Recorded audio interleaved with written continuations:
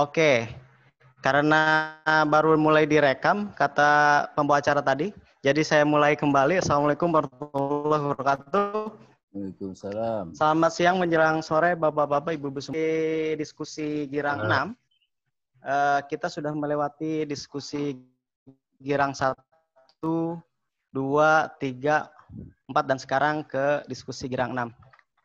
Untuk diskusi Girang 6 kali ini, kita menghadirkan Pak Dr. Muhammad Ali Fadilah, seorang arkeolog sekaligus sejarawan di Banten. Seperti yang kita ketahui, beliau saat ini adalah dosen di Untirta, di FKIP, di Pendidikan Ilmu Sejarah. Setelah sebelumnya melewati perjalanan panjang sebagai seorang birokrat di Provinsi Banten. Baik, bapak-bapak, ibu-ibu semua, kakak-kakak, teteh-teteh, mudah-mudahan koneksi di tempat masing-masing berjalan dengan baik dan bagus, karena di sini juga sinyal agak terhambat. Tapi intinya pada diskusi kali ini kita akan mendengar lebih banyak terkait apa sih peran perempuan. Sebenarnya sih terkait selama ini kita mendengar selalu dalam sejarah Banten itu yang selalu didengung-dengungkan, selalu terungkap adalah peran laki-laki. Nah, saat ini berdasarkan hasil penelitian Pak Dr. Muhammad Ali Fadilah, kita akan mendengar sejauh mana sih peran perempuan terhadap sejarah Banten. Ini juga merupakan hasil riset Pak Ali yang kemudian diterbitkan di salah satu jurnal terkait sejarah di Undip ya, di Universitas di Penogoro. Baik, tak panjang lebar, mungkin langsung diserahkan ke Pak Ali. Silahkan mempresentasikan apa yang sudah ditelitinya sehingga menghasilkan karya yang ada di jurnal tersebut. Kepada Pak Dr. Muhammad Ali Fadilah, saya persilahkan. Baik, suara saya bagus? Suara bagus? Bagus, suara bagus. saya? Bismillahirrahmanirrahim. Assalamualaikum warahmatullahi wabarakatuh. Teman-teman semua yang berada di Serang, Pandeglang, Lebak, mudah-mudahan Lebak juga udah masuk nih. Kayaknya ada kesulitan di jaringan. Baik itu dosen, mahasiswa, peneliti, kemudian kita ingin menyampaikan satu risalah penting tentang perempuan yang ada di Banten. Jadi kita kalau bisa sih Pak Moderator menayangkan sendiri. Kalau nggak ditayangkan sendiri, bisa saya tayangkan sendiri. Itunya ada belum? Makalahnya. Silakan tayangkan aja. Orang bosan lihat itu mukanya Pak Rizal yang gagah itu. Nah, bisa dikecilin nggak ini? Sedikit. Jadi dalam seri Girang Tagar 6 ini saya menyampaikan satu judul makalah yang pernah terbit, yang sudah terbit. Sebetulnya ini makalah ini sudah lama dibicarakan, ya, terkait dengan ada tantangan dari teman-teman peneliti di Bandung untuk menyampaikan apa sih suara perempuan dalam sejarah masih di Banten masih kurang. Kita lanjut saja ke slide kedua, Om Rizal. Kayaknya harus dikecilin ya, ininya ya, apa ukuran size-nya dari ini. Nggak bisa ya? Size dari tayangan ini. Nah, kelihatan kan teman-teman semua? Jadi saya ingin mengajak teman-teman semua untuk mempertajam nalar kita ya, the logic ya, untuk subjek ini. Yang pertama saya melihat ada gejala, ya, symptom. Gejala yang kita lihat sekarang ini adalah bahwa tema tentang perempuan dalam studi sejarah itu masih belum menjadi mainstream, belum menjadi arus utama, terutama dalam riset-riset sejarah.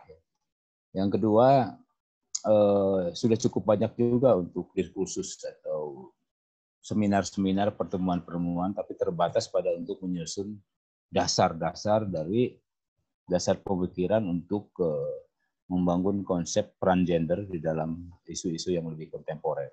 Saya lihat gambar di sebelah kanan itu kan, saya kebetulan saja saya lewat ke Labuan apa itu ada gambar di situ, apa iklan ya, layanan masyarakat dari KB itu. Laki-laki dan perempuan itu berperan dalam pembangunan. Mengilhami saya untuk menulis. Laki-laki aja kebanyakan, tapi perempuan jarang sekali ditulis orang.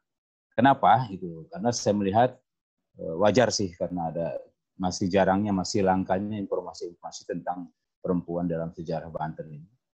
Kemudian monografi atau karya-karya tentang perempuan juga masih susah untuk kita temukan. Kebanyakan pahlawan kita, cerita kita tuh mengenai laki-laki. Jadi saya mencoba untuk mengangkat kembali apa yang disebut dengan the silent history, sejarah yang sunyi, ya, kesunyian sejarah.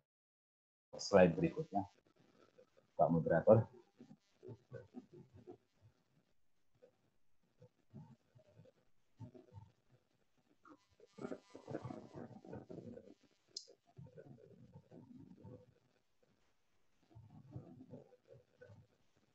Nah, kita akan coba untuk mengidentifikasi dulu dari gejala-gejala yang saya sebutkan tadi.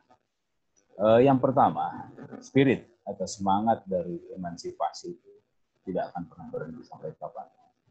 Kenapa? Ini persoalan yang harus kita jawab. Kenapa perempuan selalu menuntut emansipasi? Yang kedua adalah kampanye ya, dari berbagai aktivitas sudah dilakukan juga, baik dalam seminar maupun diskusi publik seperti sekarang ini, dan juga ada beberapa publikasi, dan bahkan ada juga yang aksi-aksi budaya yang menampilkan perempuan, terutama yang sekarang lagi mengejar ini peran politik perempuan, peran politik dalam menyajikan pangan lokal, biasanya itu perempuan selalu ya, ditemui dengan para chef ya. Berikutnya adalah, ini harus saya sampaikan, Pak Ibu Rehan tahu nih, waktu itu Pak Gubernurnya masih almarhum Dr. Joko Munandar.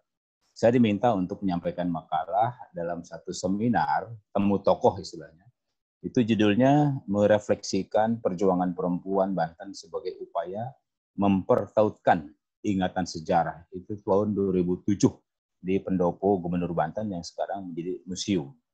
Dan ini buat saya adalah cermin dari sebuah institusi yang ada di Bandung, yaitu Balai Kajian Sejarah dan Nilai Tradisional. Institusi ini punya kepedulian tentang Banten karena memang wilayah kerjanya termasuk Banten, Jawa Barat, dan Jakarta. Nah sekarang itu memang penting buat saya, buat kita semua, sebuah momentum. Tapi antusiasme itu belum bisa menarik minat para akademisi untuk mempelajari subjek perempuan dalam sejarah Banten. Yang kedua adalah ini memberikan kita suatu alasan yang logis bahwa banyak studi dilakukan yang terfokus pada laki-laki, ya kan, dari berbagai periode, dan ini menunjukkan bahwa ada sifat-sifat inferioritas. Ya. Inferioritas itu selalu perempuan itu merasa di bawah dalam sejarah itu. Nanti kita akan bahas lebih lanjut setelah slide berikutnya. Silakan next. Cek lagi suara saya, bagus kan? Kita akan mencari aktor-aktor perempuan di Banten siapa saja. Lanjut aja ya. Kita ke slide berikutnya. Nah, oke. Jadi ada prasangka dari saya sendiri, dari beberapa orang yang punya kepedulian, yang kritis ya, sehingga menimbulkan berprasangkanya itu hanya sekedar adagium, perumpamaan saja. Misalnya, history is the epic of men. Jadi kisah keperlawanan itu hanya punya laki-laki dalam sejarah. Kita tahu pahlawan kita banyak laki-laki. Dan belum diajukan satupun seorang pahlawan perempuan. Kita tahu siapa itu Ki Wasit, Sultan Ageng Tirtayasa, kemudian Brigjen Samung, dan seterusnya. Kemudian ada gium berikutnya adalah history belongs to men. Si sejarah itu punya laki-laki gitu. Punya Pak Rizal, punya Pak Jafra, punya saya. Tapi punya Pak Rehan kayaknya nggak ada sejarah itu. Ya, jadi saya bersyukur ada harapan ya. Dengan ada gium ini ada harapan. Kenapa? Karena memang protagonisnya selalu laki-laki. Ya, baik dalam peran sejarah politik, ekonomi, maupun sosial budaya. Coba nanti kita lihat lagi pada pembahasan sejarah sosial atau revolusi sosial. Pasti yang muncul pahlawan laki-laki, the hero. Kemudian ada harapan ya. ada harapan bahwa apabila emansipasi, gerakan emansipasi dalam kehidupan modern lanjut terus, idealnya dalam studi sejarah juga harus ada emansipasi terhadap subjek ini. Dan akhirnya saya bisa mengatakan, ini harapan besar saya, bahwa semangat gender, kesetaraan gender itu harus bisa direpresentasikan, apakah itu fakta, nyata, ataupun hanya sekedar legenda. Dan dalam studi sejarah ini bisa dilakukan. Kita ambil contoh misalnya yang selalu dikenang oleh orang Bugis dan Makassar, Sulawesi Selatan, bahkan sampai Sulawesi Utara. Itu ada tokoh namanya Wecudai. W itu selalu awalan untuk menyebut perempuan. Kalau di Bali, Ni ya, Ni Ketut, Ni Wayan, Wecudai. Kalau laki-lakinya disebutnya biasanya Laten, Reabeng, Lagaligo, dan seterusnya. Ini adalah peran, dia adalah seorang tokoh antagonis dari tokoh yang disebut dengan Saweri Gading, yang sangat terkenal. Dan Saweri Gading inilah yang tokoh utama dari satu epik ya, Surek Ilagaligo. Dan Ilagaligo adalah satu karya besar Nusantara di luar sfer Indianisasi. Biasanya kita menyampaikan mengisikan wayang itu ceritanya pasti dari India. Tetapi dari Bugis tidak mengenal konsep India, dia justru menceritakan cerita sendiri di Ilagaligo ini. Ini terjadi abad 12 abad 14 dan itu boleh saya katakan tokoh Wecudai ini. Yang kedua adalah kita kenal di dalam tradisi sejarah Jawa Timur itu siapa itu? Tribuana Tunggadewi. Dia seorang raja besar yang menurunkan Hayam Wuruk dan seterusnya pada 1412. Dia juga seorang perempuan. Ternyata bisa jadi raja yang cukup besar. Kemudian yang masa-masa awal abad 19 ketika Belanda begitu kuat, kita diperkenalkan dengan Martha Tiahahu dari Ambon, seorang pahlawan yang luar biasa perjuangannya. Kemudian Cunyadin kita sudah tahu, bahkan sudah difilmkan ini, dari Aceh. Kemudian kita diperkenalkan juga dengan Kartini, seorang pahlawan, meskipun surat-suratnya hanya surat-suratnya, tapi isinya adalah satu perjuangan untuk emansipasi wanita di Indonesia ini, di Netherlands, India waktu itu ya. Dan kita diperkenalkan dengan Ibu Dewi Sartika. Ini seorang pendidik yang berjuang untuk mencerdaskan kehidupan bangsa dari Jawa Barat. Dan yang bawah itu adalah Rasuna Said. Itu dia seorang dari Sumatera Barat yang berjuang di Jakarta. Juga sama adalah seorang intelektual yang memperjuangkan pendidikan kepada anak Indonesia yang diabaikan pada masa kolonial. Jadi ada tokoh-tokoh nasional di Indonesia ini, baik tokoh yang legendaris maupun tokoh nyata ya dalam sejarah. Tapi pertanyaannya yaitu, siapa aktor-aktor sejarah perempuan ini yang ada di Banten? Lanjut. Nah, seorang sejarawan punya dua sisi ya untuk melihat suatu fakta. Ada sisi subjektif, ada sisi objektif. Itu biasa dalam ilmu sejarah. Karena tidak semua fakta sejarah kita ambil. Kita harus memilih sesuai dengan tema yang kita sukai. Dalam hal ini subjektivitas saya adalah mengangkat pentingnya studi gender ini dalam sejarah Banten. Siapa tahu ya, ini kita bisa menyingkapkan perempuan ini dari selimut sejarah, dari selimut sejarah yang tertutup, ya, yang sembunyi ya, dari periode-periode sejarah. Jadi sejarah perempuan selalu ada di bawah bayang-bayang masa lalu dari tokoh laki-laki. Berdasarkan objektivitas ini, saya mencoba mengolah otak saya, ini pikiran saya supaya agak lebih subjektif, mengarah kepada studi keilmuan. Dan saya melihat cukup banyak juga sumber sejarah yang bisa kita angkat untuk subjek itu. Yang pertama kronik, kedua biasanya di dalam bahasa Sunda cariosan atau pepeling, nasihat, juga folklore ya, cerita. Ini biasanya teman-teman antropolog yang menyukai folklore ini menceritakan tentang aktivitas manusia yang penuh dengan wisdom, yang penuh dengan kebijakan, yang penuh dengan nilai-nilai yang baik. Dan itu dilupakan, seolah-olah cariosan, kronik, pepeling atau folklore itu karya sastra biasa. Buat saya ada kandungan nilai di balik sastra itu sendiri. Kemudian posisi perempuan dan perannya juga punya hak yang sama untuk kita angkat dalam diskursus akademik. Selanjutnya, kita punya teori, kita punya metode sejarah, ini bisa menguji, bisa mengkaji fakta-fakta yang ada di balik mitos dan legenda. Dan ini merupakan peluang akademis untuk kita bisa menjelaskan mental atau struktur mental yang ada di setiap peristiwa sejarah. Dan mudah-mudahan kita bisa memberi makna yang benar terhadap fakta-fakta sejarah ini.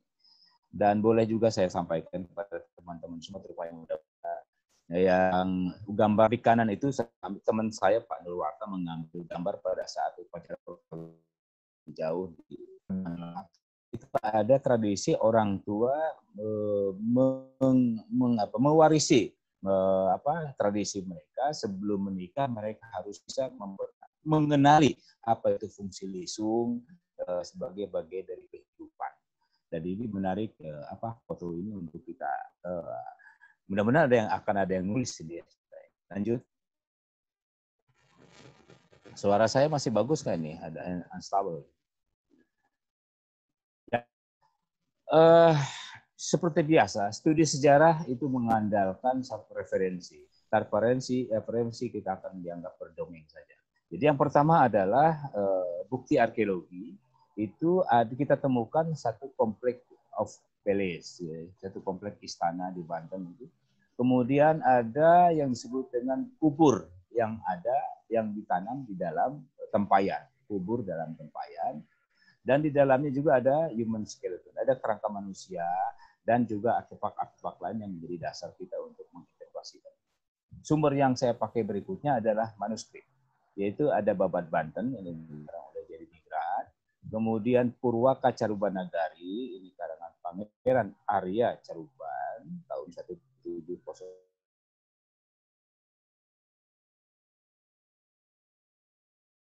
Agak sedikit karena banyak dipakai oleh teman-teman kita di Jawa Barat tentang siapa itu Sunan Gunung Jati, istilahnya bagaimana. Kemudian kitab Baru ke Jagat ini juga sama, satu versi lain tentang siapa Sunan Gunung Jati. Dan yang bawah adalah Wawacan Banten Girang. Ini juga teman-teman kurang akrab dengan Wawacan ini. Namanya saja Banten Girang, tetapi satu pun tidak ada yang menjelaskan tentang Banten Girang. Ini problem naskah kita seperti itu.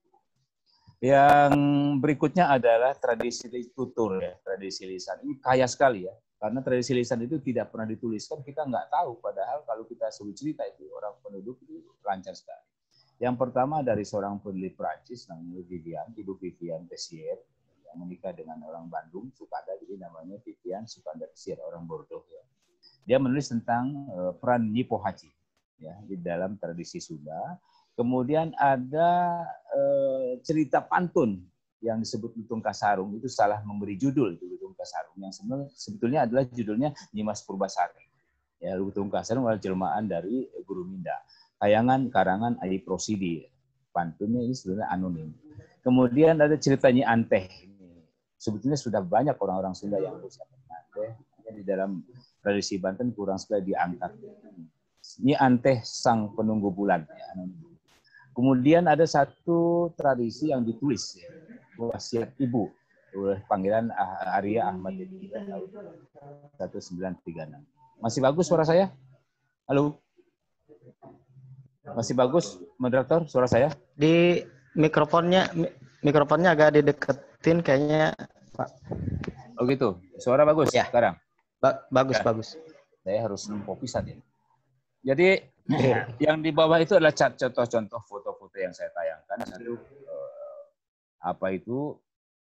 tempayan kubur itu ditemukan di desa kampung Anyer Lor ya. Anyer Lor oleh seorang Belanda namanya Van Hicker. Ini masih lengkap ya. Ada tulang belulangnya, ada tengkorak, tetapi yang hebatnya di situ masih pegang gelang. Ada bekal kubur, funeral gift ya, dalam bentuk manik-manik. Yang kedua itu adalah lumpang batu, kita temukan di situs Citaman Panega. Yang ketiga adalah itu ada Sura Asta Sura.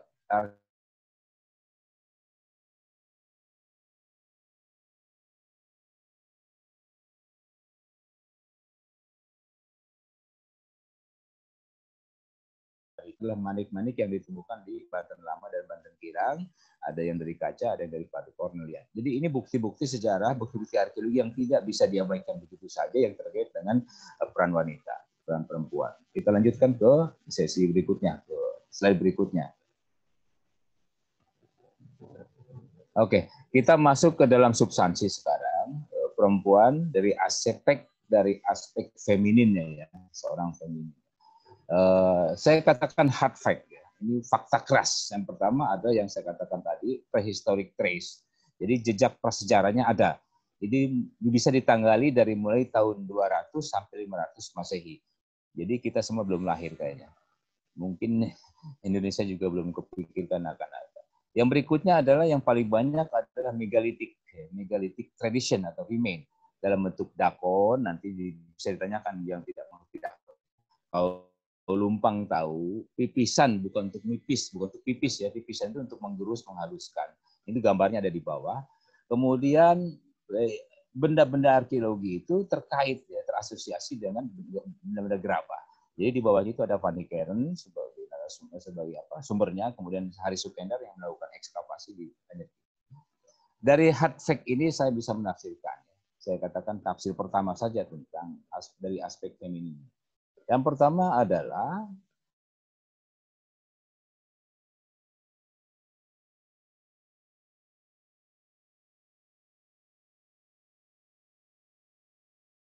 harus dalam tempayan. Ini memerlukan satu kajian. Kan? Kemudian di dalamnya ada objek-objek baik fragmen maupun utuhan yang terasosiasi dengan kubur itu. Tetapi dari semuanya itu adalah baik tempayan kubur maupun objek-objek arkeologi itu ditemukan di setiap pemukiman.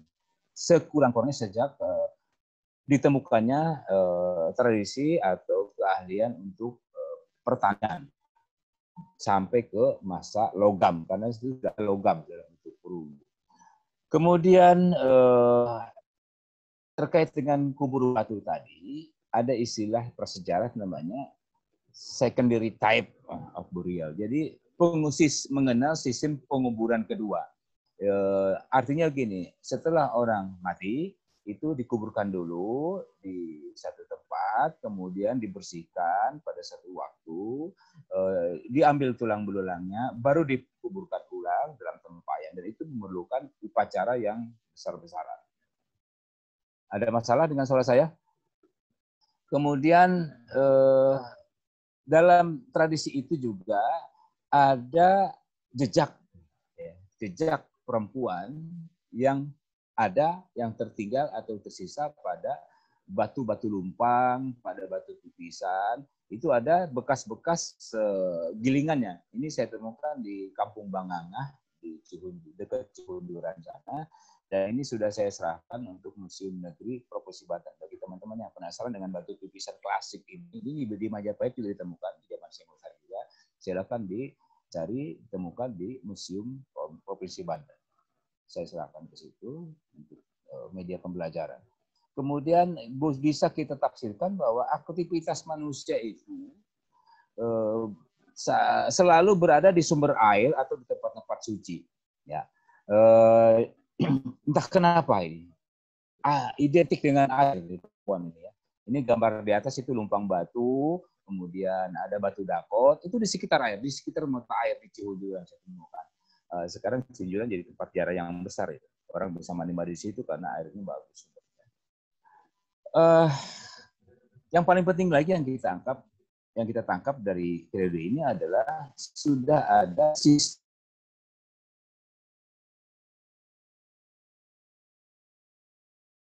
pertama kerangka manusia yang ada di dalam tempayan itu adalah kerangka perempuan. Ya, perempuan yang menggunakan gelang perunggu. Yang hebatnya itu zaman prehistori itu sudah ada menggunakan manik-manik, ya, perhiasan. Manik-manik yang terbuat dari kaca, kemudian dari kalsedon, barang batuan, kemudian dari tanah liat juga ada manik-manik. Dan yang menarik ini yang lupa saya cantum, maksudnya adalah manik-manik yang terbuat dari kerang. Dan manik-manik seperti itu masih digunakan oleh saudara kita di Baduy, terutama yang dari kaca itu ya, untuk gelang, untuk pokoknya untuk aksesoris mereka. Jadi ada satu fakta yang membedakan perempuan dengan laki-laki adalah orang perempuan ini terkait dengan kegiatan utama mengumpulkan bahan-bahan karbohidrat, terutama untuk tanaman dari tanaman padi dan juga untuk yang disebut dengan vitamin ya sayur-sayuran. Sementara yang laki-laki itu berburu, dia konsentrasi untuk menghimpun satu sumber protein bagi kelanjutan hidup masyarakat. Kita lanjutkan pada slide berikutnya.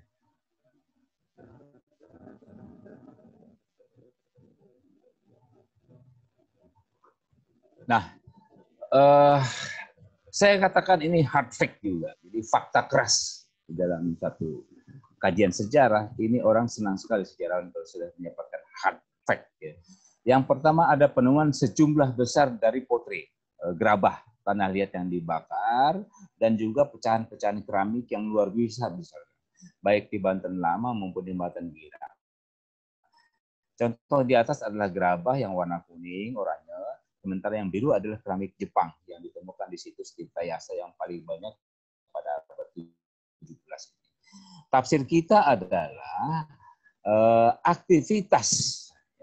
aktivitas perempuan dalam membuat gerabah itu tidak pernah berhenti meskipun telah terjadi transformasi dalam ruang perpindahan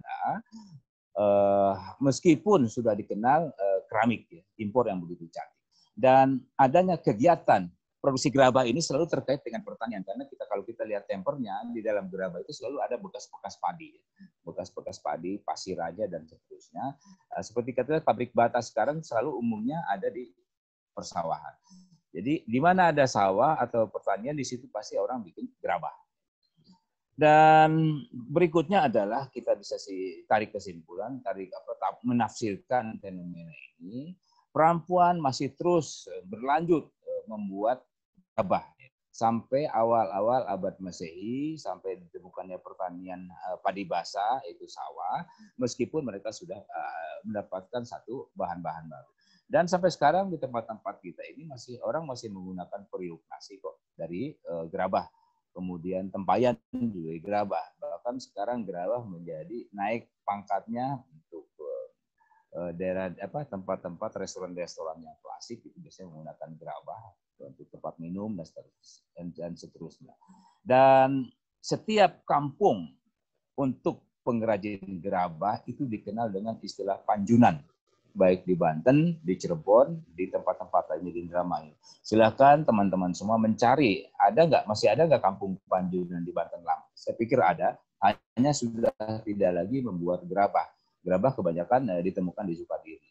Dan panjunan itu diambil dari kata-kata jiun, yang artinya gentong, tempayan, diun. Sementara untuk mandinya adalah dius. Jadi paduzusan. Jadi panjunan ini adalah bukti satu toponim tua yang ada di Banten Lama, di mana orang di situ khusus untuk membuat gerabah. Dan keahlian membuat gerabah pada masa sejarah itu diwarisi oleh orang-orang Banten, terutama masih ada sekarang di Kampung Bumi Jaya, Ciruas. Silakan mau pesan gerabah, datang ke sana, karena itu berbagai macam tipe dan hiasan gerabah di situ. Hanya perannya sudah tergantikan oleh laki-laki. Lanjut.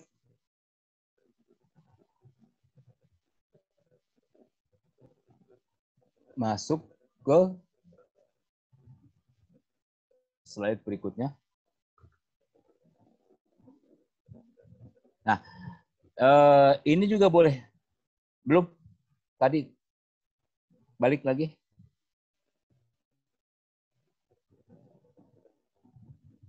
Balik lagi.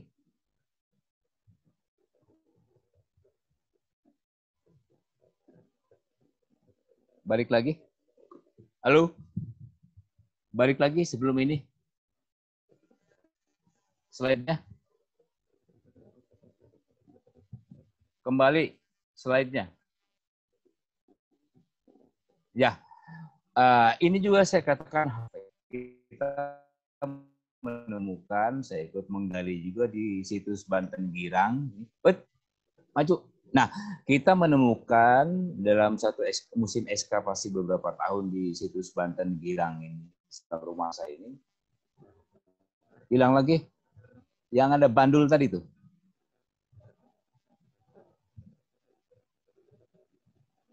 Kembali ke bandul tadi. Sebelum ini, slide sebelum ini. Halo, slide sebelum ini. Nah, jadi gambar di bawah ini adalah yang disebut dengan, mungkin kawan-kawan yang muda ini tidak tahu bahwa ini ternyata bukan gangsing ya, bukan panggal. Tapi ini adalah bandul untuk alat pintal benang. Jadi dulu tidak ada industri benang, dari kapas atau kapuk kemudian dipintal menjadi benang-benang halus dan dijadikan. Ini saya ketemukan pada saat penggalian bersama gerabah, keramik, dan seterusnya. Dan saya bisa mengatakan bahwa abad 10, mungkin sebelumnya, sudah ada tradisi menenun yang pasti dilakukan oleh perempuan. Tidak mungkin laki-laki. Kecuali di Lombok. Ada khusus alat yang khusus untuk laki-laki menenun. Tapi menenun model di Baduy ini tetap adalah fungsinya perempuan.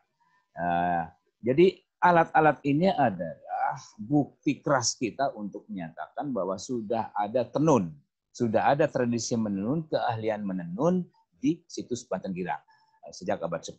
Dan pewarisnya sampai sekarang kita temukan di Baduy. Sampai sekarang hampir setiap perempuan Baduy bisa membuat tenun itu sendiri. Lanjut.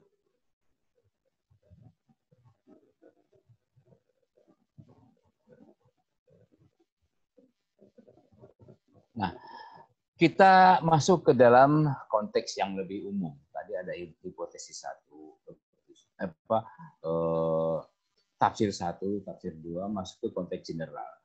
Buat saya adalah fungsi, dalam fungsinya feminin, fungsi feminin perempuan itu, peran perempuan masih tetap ada, mulai muncul, sudah ada sejak masa prasejarah sampai prasejarah di Banten. Bukti-buktinya sudah saya sampaikan tadi. Kemudian kebutuhan akan gerabah atau tempayan-tempayan tanah liat dan pakaian untuk mereka tetap dilanjutkan meskipun sudah ada teknologi baru masuk. Dan yang berikutnya adalah pengenalan masyarakat dengan teknologi pertanian ini semakin membuat potri ini, semakin membuat barang-barang gerabah dan menenun ini makin kuat, dan itu merupakan satu kontribusi yang signifikan dari perempuan di dalam membangun sebuah peradaban. Meskipun pada waktu itu sudah diimpor oleh Sultan atau oleh Raja Banten Girang, apa yang disebut dengan keramik Cina. Sejak abad 10 sudah ada keramik Cina zaman Tang ya. Kemudian terakhir keramik dari Jepang yang cantik-cantik biru putih itu, dan juga sudah diimpor kain-kain semacam belacu yang disebut dengan dari India yang patola. Sedangkan untuk bangsawan dan raja-raja biasanya menggunakan kain dari sutra yang diimpor dari Cina. Dan jejak-jejak estetik, jejak keindahan itu terlihat pada preferensi, terlihat pada kesukaan orang perempuan terhadap aksesoris, terutama benda-benda yang disebut dengan manik-manik itu tidak hanya dibikin kalung, gelang, tetapi juga ada yang sudah dibungkus dengan logam emas ataupun perak. Dan ini kita temukan di Banten Girang, peralatannya sudah disimpan di kantor pusat Arkenas. Dan orang Baduy sampai sekarang masih menggunakan pakaian-pakaian yang dibuat sendiri. Contoh yang di atas itu kita lihat, mereka ditenun sendiri, kecuali batik. Ya, mereka harus pesan ke Cirebon atau ke Trusmi. Ya. Sementara untuk pakaian busana bajunya itu masih dibuatan mereka. Dan tradisi pakaian seperti ini juga sudah ternyata disukai oleh orang-orang none-none Belanda ini dengan menggunakan kebaya, tetapi saya yakin kain itu kain dari Eropa ya, Sutra. Sedangkan batiknya itu buatan Solo atau Jogja. Kita lanjutkan ke slide berikutnya. Next.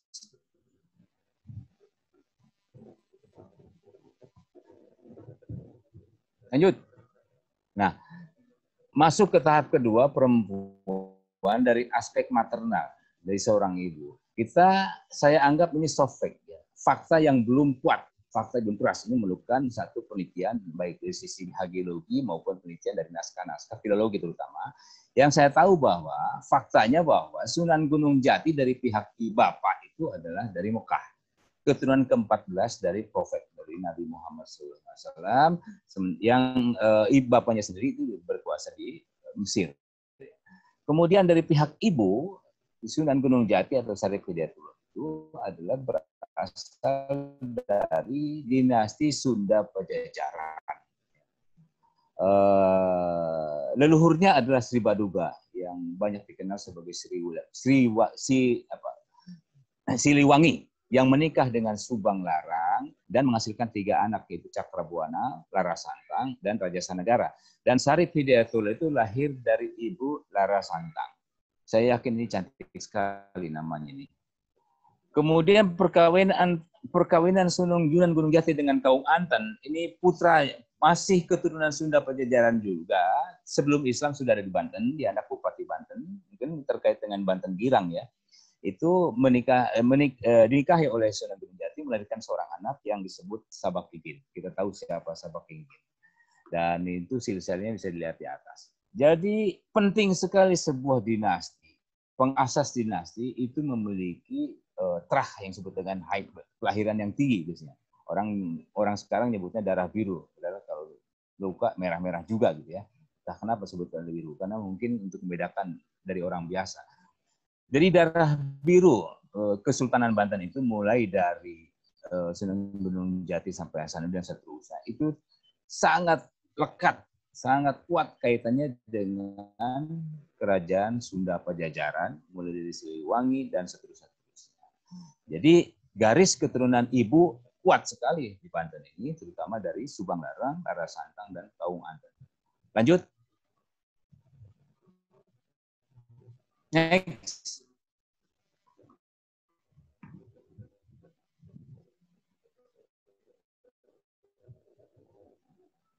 Ayo. Nah, yang kedua ini juga adalah hard fact. Fakta keras saya katakan. Kenapa? Ada bukti yang bisa diraba, dilihat. Kemudian kita sebut ini adalah keraton yang luar biasa, yang paling cantik yang pernah saya temukan dari gambarnya. Ya. Buktinya sekarang agak susah untuk kita menikmati. Yang disebut dengan judulnya saya kasih The Palace for Mother, istana untuk ibu. Dan disebutnya Keraton Kaibon. Pada masa awal pemerintahan kolonial ini, Sultan Banten sudah membangun istana yang sangat klasik dengan Candi Bentar. Posisinya seperti istana zaman dulu di Cirebon, juga bahkan di Bali ya, di Jabaan. Dalam itu tempat sucinya atau sakral raja yang tidak boleh disentuh oleh orang lain. Dan ini tetap menghadap ke sungai. Sultan itu memerintah sebentar saja, meskipun itu keraton baru dibangun, karena dia harus dipindahkan ke Pandeglang untuk menjabat sebagai seorang bupati dari wilayah yang disebut dengan Banten Kidul. Posisi di Pandeglang, makanya di Pandeglang ada kampung Cekek Karaton, ya kan? Ini harus kita riset di mana itu, pelebah mana itu keraton di Cekek Karaton. Pasti Om Rizal tahu Cekek Karaton. Kemudian bisa saya tafsirkan bahwa istana itu didedikasikan memang untuk seorang ibu, Asia, ya, Ratu Asia. Ya. Istana itu didedikasikan untuk ibu, tapi yang harus kita tafsirkan sebetulnya adalah di bawah tekanan politik dan sosial pemerintah Belanda, Sultan harus tetap menghormati ibunya dalam keadaan apapun dan memelihara ibunya, bahkan memberikan fasilitas yang masih dia miliki ketika waktu itu kolonialisme sudah mulai berjalan. Bayangkan, seorang sultan dia harus meninggalkan istananya, tetapi dia bertanggung jawab ini untuk ibu. Kita lanjutkan. Ini posisi terhormat dari seorang ibu bagi seorang sultan. Lanjut.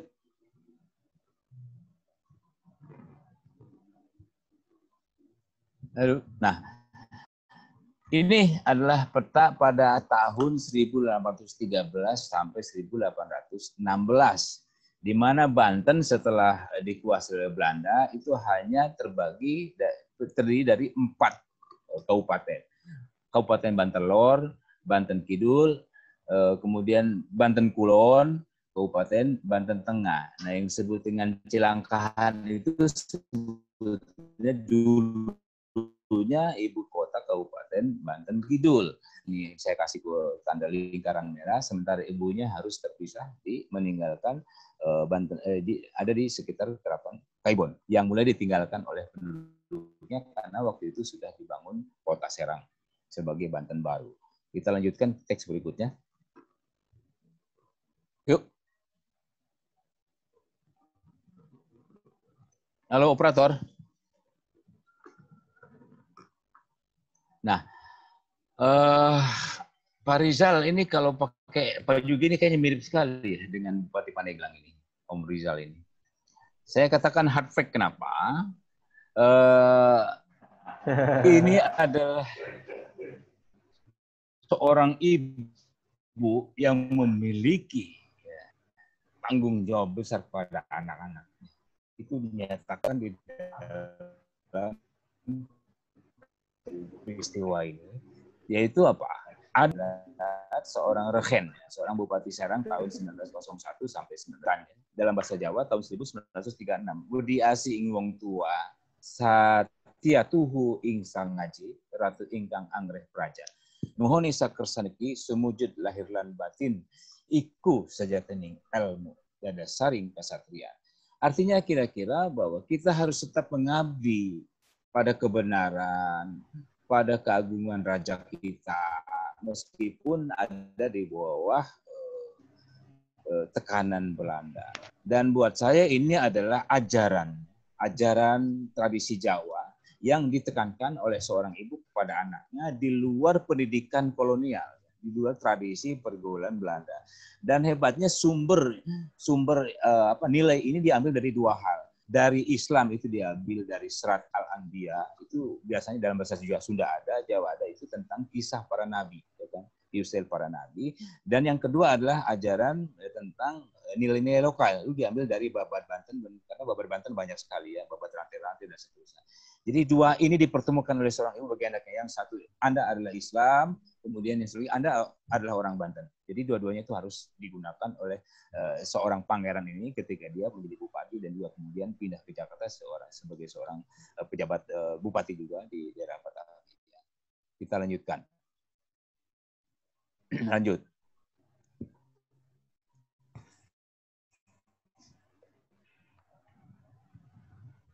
Next.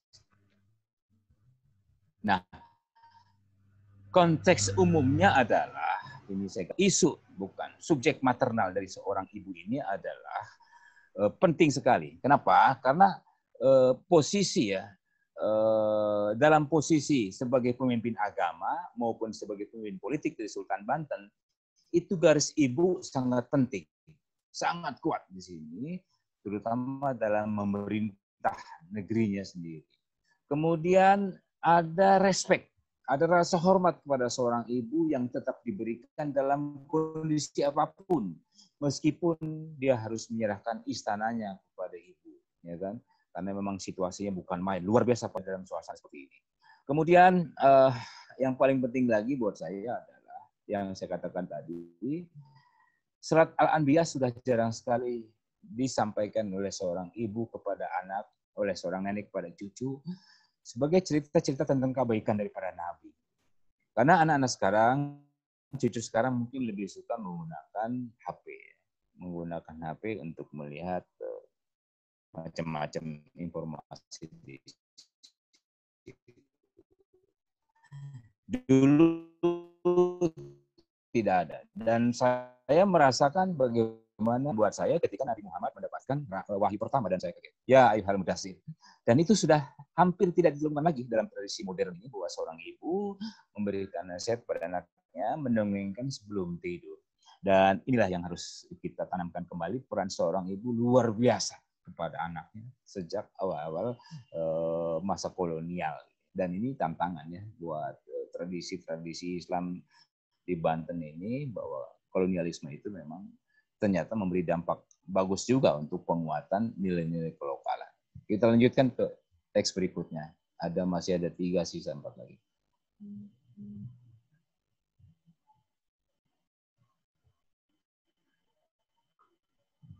Ya, sekarang peran perempuan dalam aspek sosial politik. Kita tahu bahwa ini hard fact saya katakan, kenapa ada di dalam Babat Banten cerita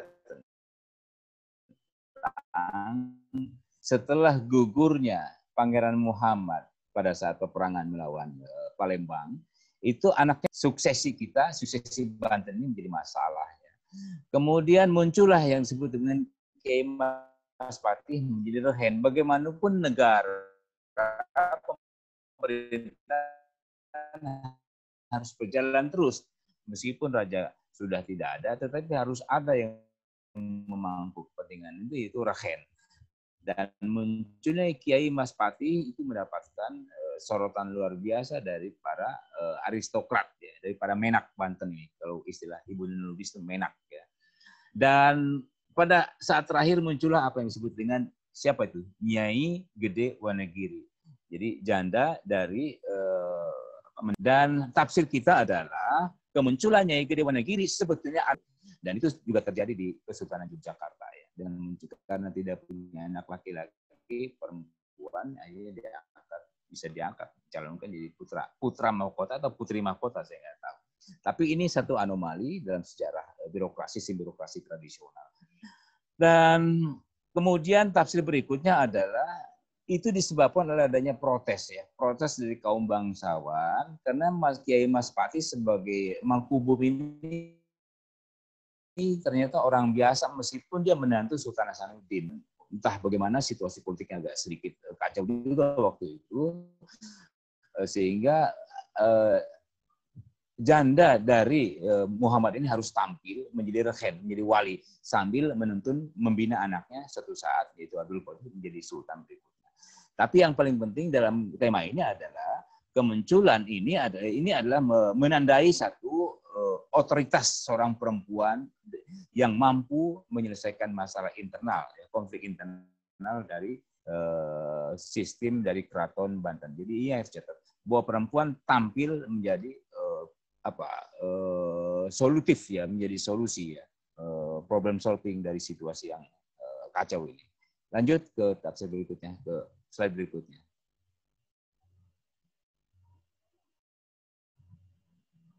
Nah, ini yang berikutnya ini saya katakan soft fact ya, karena belum teruji kebenarannya dari sisi dari metodologi sejarah. Kita melihat bahwa pada masa koloni itu luar biasa. Banyak sekali pejuang-pejuang yang tampil, tapi kebanyakan adalah laki-laki. Dan saya melihat ada legenda, ada cerita. Mudah-mudahan sih sudah ada karya ilmiahnya, yaitu siapa itu Nyi Mas Gamparan. Saya cari bukunya kebanyakan dari YouTube, kebanyakan dari Google, tetapi bukunya sampai sekarang belum ada. Diceritakan bahwa Nyi Mas Gamparan melakukan perang gerilya untuk menghadapi Belanda. Dan dia harus melakukan perjalanan yang agak jauh ke pedalaman Banten untuk menghindari penangkapan dari pihak Belanda. Karena dia dianggap sebagai protester ya, memberontak. Dan sampai akhirnya dia harus menemui ajalnya di daerah lereng Gunung Karang antara perbukitan Pabuaran dan Baros, persis di perbatasan Pabuaran dengan Baros. Dan saya sudah berkunjung ke sana, tempatnya asik sekali, dan di situ juga ada mata air yang enak sekali, yang pokoknya sangat tepat untuk tempat beristirahat, mungkin di tempat persembunyian zaman dulu. Kemudian yang kedua adalah dari Tangerang, ini Mas Malati, ini juga harus kita kaji lagi, apakah dia ini tokoh sejarah pada masa siapa, bagaimana perjuangannya, dan seterusnya. Ini di Tangerang. Jadi yang paling penting buat saya adalah tensi politik antara Banten dengan Belanda itu tidak pernah berakhir. Sejak awal abad 20, terus-terusan protes dilakukan. Dan Nyi Mas Gamparan sepertinya sudah melakukan pendahuluan dari peristiwa Geger Cilegon, bahwa orang Banten menolak kesewenangan yang dilaksanakan oleh Belanda, terutama diakibatkan oleh mulainya diterapkannya tanam paksa, sistem kultur stelsel tanam paksa, dan mulainya kapitalisme, terutama di dalam perkebunan kopi, karet, teh, dan sebagainya. Tapi untuk Banten kebanyakan kopi dan karet. Ya. Teh agak susah juga, mesti ke gunung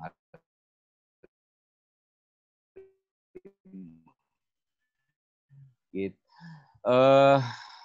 Sayang sekali, saya katakan sayang sekali, kedua tokoh hero-nya, mudah-mudahan ke depan kita bisa menemukan satu karya ilmiah tentang siapa dua tokoh sejarah ini. Lanjut. Next.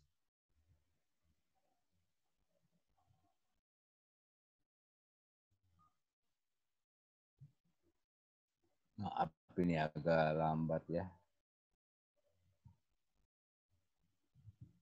Lanjut.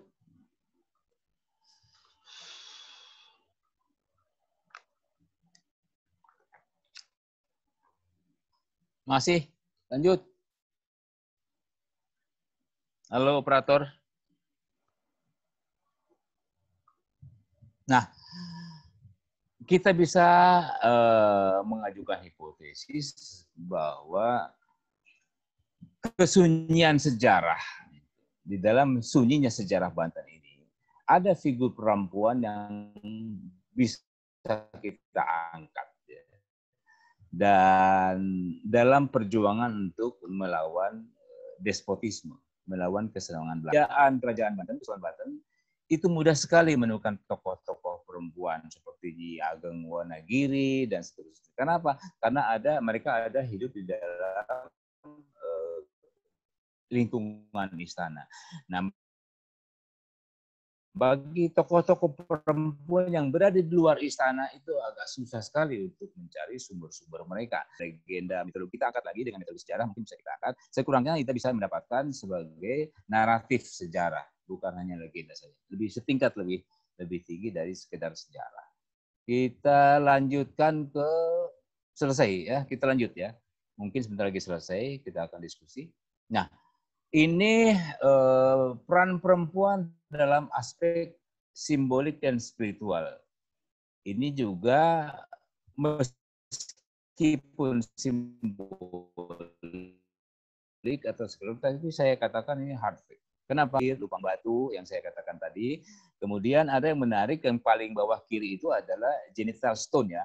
Jadi seperti alat kelamin perempuan yang ditetapkan pada batu, ini di daerah Pulau Sari juga. Kemudian yang paling kanan gambar di bawah ini adalah lumpang batu dengan lingga atau dengan mortarnya itu satu pasangan. Dari masa prasejarah sudah dikenal pasangan ini antara laki-laki dan perempuan. Kelihatannya ini menunjukkan satu kesetaraan gender. Kemudian pada masa Hindu-Buddha kita diperkenalkan pada yang disebut dengan Yoni, ya kan, dan Dewi Durga. Dan kemudian selalu berpasangan antara Yoni itu perempuan dan Lingga itu laki-laki. Itu dianggap sebagai lambang kesuburan. Jarang sekali ditemukan Yoni sendiri atau Lingga sendiri, dan itu anomali dalam tradisi. Selalu dua-duanya ditemukan, ya kan, sebagai bagian dari dan ada tokoh perempuan dalam tradisi Hindu ini yang disebut dengan Durga Mahisa Mardini. Ini adalah seorang sakti siwa ya, sakti siwa atau petugas siwa ya, di dalam bentuk perempuan untuk melakukan keseimbangan, menjaga keseimbangan antara dunia bawah, dunia atas dan seterusnya. Tapi yang penting kehidupan dunia harus dijaga oleh seorang Dewi Durga ini. Dan arcanya ini kelihatan sudah rusak, ditemukan di Pulau Sari, mungkin ada yang macul, ada yang mantek meren ya. Itu di bawahnya ada kerbau atau yang disebut dengan nandi ya, ada sapi atau kerbau ya. Dia berkendaraan kerbau atau sapi. Kemudian di bawahnya itu ada raksasa, simbol kejahatan, dan si Durganya itu banyak menggunakan alat-alat untuk membasmi kejahatan itu. Dan tafsir kita adalah sejak masa prehistorik ada basis kepercayaan ya, bahwa perempuan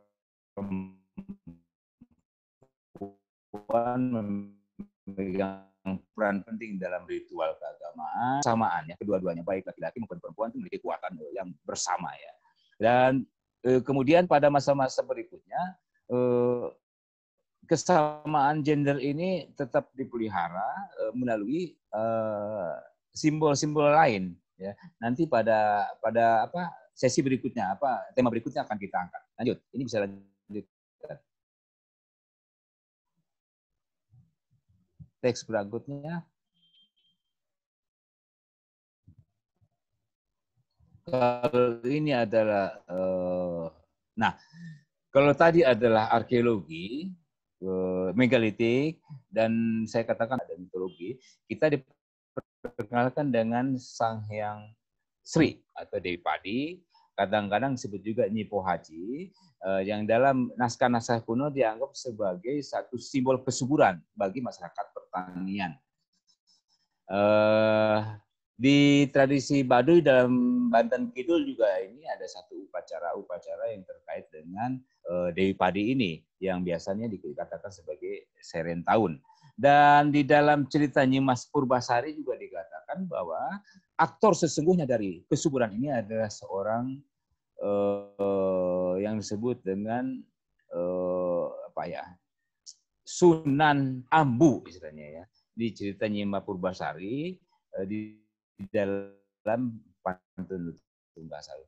Kita lihat tafsirnya bagaimana. Ini Ibu Sukanda Tesier. Jadi Banten dan Jawa Barat itu memperlihatkan satu peran ya, peran religiusitas lokal. Kemudian perempuan di dalam tradisi itu adalah mempunyai tempat khusus, ya, terutama sebagai bukan founding father ya, tapi sebagai cikal bakal dari kekuatan spiritual dari masyarakat agraris. Tanpa Dewi Pohaci, tanpa Sang Hyang Sri tidak ada lagi kehidupan, seolah-olah seperti itu. Dan mungkin teman-teman sudah ada yang tahu, saya ingin menyampaikan hal baru buat saya. Kalau kita ke Baduy banyak sekali tenun-tenun ikat yang menarik, tapi ada satu yang tidak dijual, yaitu disebut dengan tenun Janggawari. Janggawari itu dalam bahasa Sunda kuno artinya adalah salah satu tahapan untuk pancakaki, melihat ke leluhur. Yang saya katakan bahwa ini adalah ancestry, jadi semacam leluhur, jadi karya leluhur. Nanti akan kita bicarakan berikutnya barangkali ya. Jadi Janggawari itu adalah tenun yang hanya bisa dibuat oleh seorang perempuan yang masih suci, dan itu harus disembunyikan, harus sembunyi di atas para di atas di bawah atap, itu tidak boleh terganggu sekian bulan sampai dia jadi, dan hanya dengan bungkus itulah upacara akan berlangsung. Jadi kalau ada upacara penginangan, ritual apa itu bungkusnya adalah kain Janggawari, dan jangan tanya saya berapa harganya karena ini buat bikinnya pun harus berbulan-bulan barangkali. Itu yang terakhir ya, yang saya katakan tadi Sunan Ambu itu adalah yang tertinggi dalam sistem makrokosmos ini. Sunan Ambu punya 40 petugas yang disebut dengan pujangga. Pujangga inilah yang akan kebijakan pujangga ini akan dilaksanakan oleh para pohaci-pohaci. Pohaci adalah perempuan-perempuan yang bertanggung jawab menjaga dunia ini dalam bentuk kesuburan pertanian. Lanjut.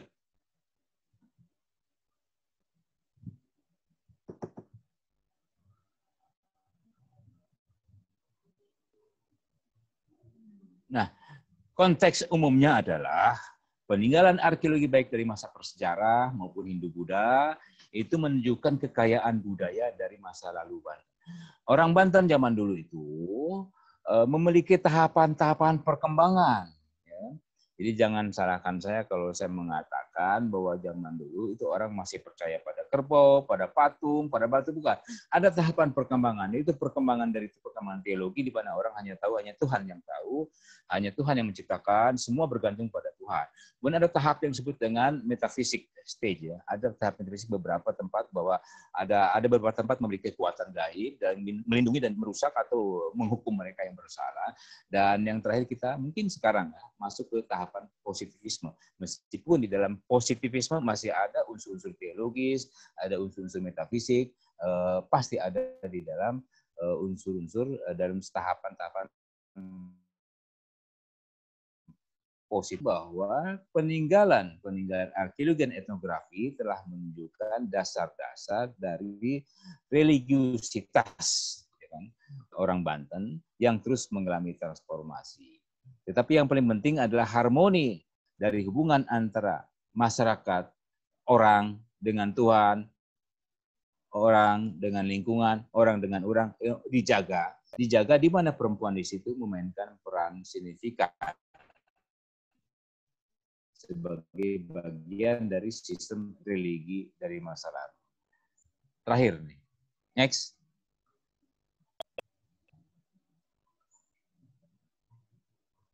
Lanjut. Nah, kita sampai kepada akhir dari presentasi ini.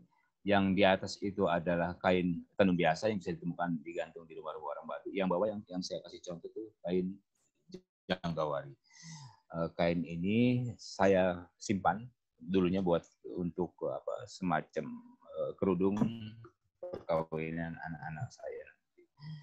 Karena memang sifatnya lembut, bagus, dan rumit. Tapi yang paling penting ini buatan seorang gadis yang masih suci. Dan akhir dari semua ini adalah sumber-sumber artefak, sumber-sumber tekstual, sumber-sumber etnografi itu berguna, tersedia, ya kan? Hanya membutuhkan kita untuk mengidentifikasi kembali dan memandangnya dalam bentuk untuk interpretasi yang logis. Kemudian tradisi lisan, tradisi tutur itu mungkin jauh lebih kompleks dari apa yang saya punya, apa yang saya sampaikan sekarang. Tinggal dicari saja legenda-legenda itu apakah ini terkait atau tidak dengan sejarah. Dan itu memberikan banyak informasi tentang wanita di masa lalu, tentang perempuan di masa lalu. Dan kemudian pekerjaan perempuan dalam berbagai posisinya itu menunjukkan luasnya dimensi pada setiap episode. Dan dari bukti-bukti sejarah, peranan perempuan dari aspek feminin dan maternal dan simbolik itu sangat kuat. Peran perempuan dari aspek feminin, maternal sebagai seorang ibu, dan juga dari aspek-aspek ritual, simboliknya itu sangat kuat. Gedein lagi. Nah, dalam posisi elit politik, baik dalam konteks aristokrasi maupun dalam konteks orang biasa, itu masih kurang sekali informasinya yang bisa menjelaskan kepada kita bagaimana peran perempuan di dalam aspek-aspek politik dan sosial pada masa-masa itu. Dan itu yang bisa saya sampaikan. Jadi yang paling penting adalah konteksnya sekarang ini. Sudah waktunya buat kita sekarang untuk mengungkap, untuk menyebabkan, untuk membuka tabir mitos dan legenda tentang perempuan dari kesunyian sejarah sekurang-kurangnya menuju naratif histori. Next. Saya kira yang terakhir ya. Nah, demikian yang bisa saya sampaikan. Itu yang bagi yang berminat untuk membaca pantun dari Purbasari silakan di copy saja. Yang paling penting pantun itu sangat indah. Terjemahannya silakan baca di iProsidi. Terima kasih. Mudah-mudahan ada tanggapan. Terima kasih lagi. Assalamualaikum warahmatullahi wabarakatuh. Waalaikumsalam warahmatullahi wabarakatuh.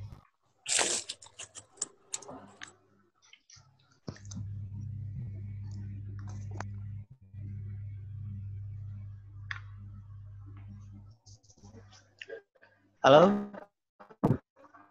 Masih bisa mendengar saya? Ya.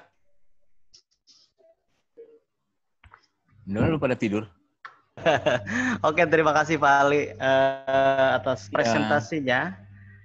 Ini menjawab apa ya? Kedahagaan kami semua. Jadi sebenarnya bukan hanya perut kami yang full. Suaranya nih, Om Rijal, suaranya nggak bagus. Oleh data, oleh fakta yang dipaparkan oleh Pak Ali tadi, menurut sejarah sampai ada Pak? Yang lain bagus katanya Pak. Di Bapak, halo, cek. Ya, oke. Udah dengar? Ya, terdengar saya. Oke. Pak Dr. Muhammad Ali Fadil atas presentasinya. Ini seperti yang saya katakan tadi, tidak hanya membuat full perut, tapi otak kami juga full ini oleh data dan fakta yang disajikan bagaimana peran perempuan untuk sejarah Banten, dalam sejarah Banten dari mulai zaman prasejarah dengan ditemukan banyak sekali artefak, kemudian zaman sejarah dan lain-lain. Ini membuktikan bahwa peran perempuan itu awalnya hanya dari segi domestik, soal menjadi sentra utama dalam perjuangan melawan penjajah. Baik teman-teman sekalian, sebenarnya ada beberapa yang kemudian bisa kita diskusikan, namun oke, saya akan membuka sesi tanya jawab ya. Sesi tanya jawab. Iya. Sebentar. Masih terdengar? Oke. Masih. Kalau masih oke. Saya buka cermin pertama dulu. Cermin pertama untuk pertanyaan, silakan boleh mengacungkan tangan, kemudian atau menulis di kolom chat yang sudah disediakan oleh Zoom. Jadi bagi yang ingin bertanya, mungkin saya buka untuk 3 orang penanya dulu untuk sesi ini, sesi pertama ya. Silakan yang mau bertanya atau jika tidak ingin bicara, boleh teman-teman bertanya lewat kolom chat yang sudah disediakan. Nah, ini ada satu pertanyaan Pak dari Desti Eka Putrisari. Desti ini baru ini di kolom chat di Desti di Cirwas. Apakah ada pada satu waktu di masa itu sosok pahlawan perempuan Banten yang memiliki gerakan perubahan di masyarakat seperti halnya Kartini, Dewi Sartika, dan pahlawan perempuan lainnya? Atau jangan-jangan citra yang ditimbulkan sejak zaman dahulu bahwa Banten terkenal dengan religiusnya membuat peran-peran sosial perempuan di Banten tidak muncul ke publik. Ya, karena dampak budaya patriarki tadi. Dengan kata lain bahwa perempuan dipandang cukup berkutat dalam hal domestik yang awal-awal di zaman prasejarah sudah diceritakan. Nah, ini pertanyaan pertama dari Desti. Mungkin langsung ditanggapi aja Pak Ali. Baik. Karena nanti kita lanjutkan dengan pertanyaan yang lain yang ingin bicara juga nanti diperbolehkan. Tapi untuk saat ini silakan mungkin dijawab untuk pertanyaan dari Desti Eka Putri dulu. Ya. Silakan Pak. Pada era Kesultanan Banten itu kurang sekali peran perempuan yang diangkat dalam sejarah. Karena Banten sendiri kan sebuah negara kota ya. Kita tahu bahwa ada pusat pendidikan di daerah Kasunyatan, tidak jauh dari Kenari ya. Tetapi kebanyakan untuk santri laki-laki. Belum ada terdengar satu informasi tentang adanya satu kawasan santri untuk perempuan seperti yang sekarang. Sehingga peran perempuan di dalam kalau kita ngebayangkan seperti Kartini itu agak susah sekali karena apa? Karena sejak dikalahkannya atau sejak era kolonial di Banten ini hampir tidak pernah ada jeda waktu dan pemberontakan, protes-protes tidak pernah berhenti sehingga bahkan kiai-kiai pun, guru-guru agama pun harus keluar dari kota Serang ini dan dia membangun pesantrennya di perkampungan yang jauh dari kota. Kemudian satu aristokrasi Jawa yang digunakan oleh Belanda, sementara orang Banten sendiri jarang sekali menduduki jabatan administratif yang pada masa Belanda ya, jarang sekali saya temukan. Hanya pada satu kesempatan ada satu rombongan para kiai menjabat rehen, tetapi tidak lama karena kemampuan sehingga ada sedikit stagnan di dalam sistem pemerintahan dan kemungkinan ada untuk orang seperti itu masih diam, masih sunyi.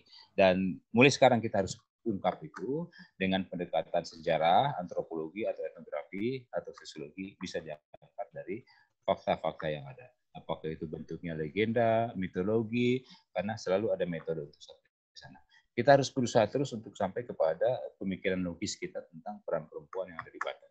Terima kasih Desti ya. Pertanyaannya bagus ini untuk menarik kita. Ada lagi? Oke, terima kasih Pak Ali. Ya. Ada yang mau bicara? Silakan angkat tangannya boleh. Silakan Lanjut videonya dibuka. Kalau tidak ada pertanyaan kedua dari Pak Endang. Apakah betul sejarah peranan wanita Ratu Syarifah Fatimah yang berselingkuh dengan Belanda hingga dibuang ke Pulau Edam ya, Kepulauan Seribu? Nah, ini menanyakan fakta, Pak. Soal fakta Ratu Syarifah Fatimah. Mangga, Pak. Ya, ini anomali. Sebetulnya di dalam makalah saya disebutkan, tetapi saya tidak tayangkan di dalam slide ini. Karena Ratu Syarifah ini dianggap sesuatu yang menjadi ganjalan dalam sejarah Banten. Seorang perempuan naik menjadi pemimpin di Banten, karena memang konon katanya dia adalah satu tokoh yang cerdas, ya, tokoh yang cerdas, cantik, berpenampilan bagus, masih ada keturunan dari luar. Dia adalah bergaul dekat dengan pemerintah Belanda yang ada di Batavia. Dan kemudian dipercaya Belanda untuk berada di Banten, memimpin Banten pada masa kalau nggak salah. Dan akhirnya kiprahnya ini ketahuan sama elit Banten, dan orang Banten tidak suka dengan ini, maka terjadilah protes besar-besaran, dan sejak itu kisah tentang Ratu Syarifah sudah ditinggalkan lagi dan dilupakan orang, tetapi orang masih mengenang bahwa pernah ada satu ratu yang ada di Banten, tetapi tidak mendapatkan tempat yang sebaiknya di Kesultanan Banten. Demikian ya, pandang ya. Ini bisa dilihat ceritanya di bukunya Pak Halmani Mihrab, atau bisa di bukunya Pak Uka Chandra Sasmita almarhum. Semuanya almarhum. Ya. Cukup. Ada yang lain? Baik, terima kasih. Kan yang mau bicara? Tinggal dibuka videonya, kemudian angkat tangan.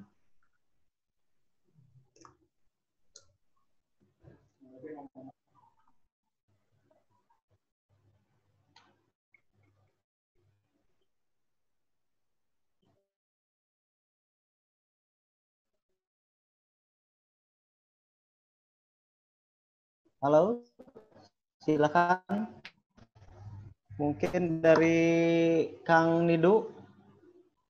Bicara. Ini ada satu. Nah, ini ada dari Pak Patan.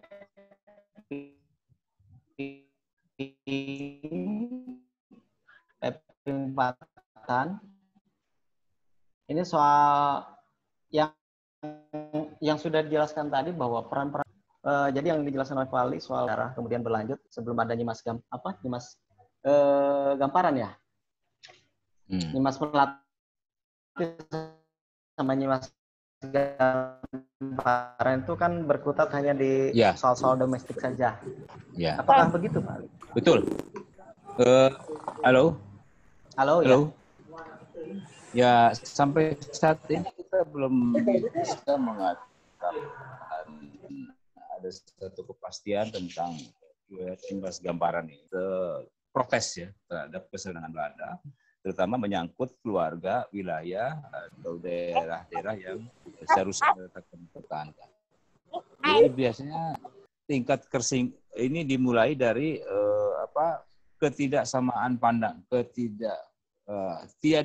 nggak adanya kesamaan pandangan ya antara pemerintah kolonial dengan masyarakat yang ada.